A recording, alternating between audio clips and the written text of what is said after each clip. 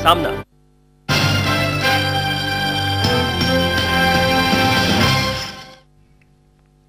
Break नंतर बातमीपत्रामध्ये आपलं पुन्हा एकदा स्वागत। आपण पाहताय झी 24 तास। नमस्कार आणि आता पाहूयात राज्यातल्या काही घडामोडी न्यूज राऊंडअप मध्ये।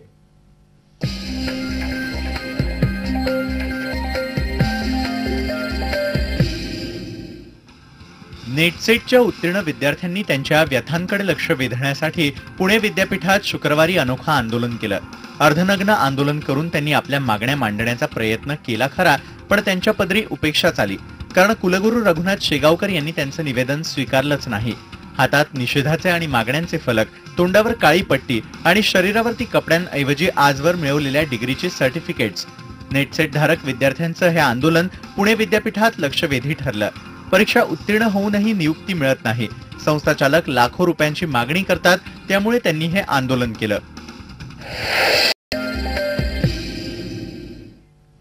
नमस्कार महाराष्ट्रमध्ये इथे वेळ झालेली छोट्याशा ब्रेकची। मात्र राशी भविष्य जाणून घेण्यासाठी तुम्ही पाहत राहा झी 24 तास, एक पाऊल पुढे।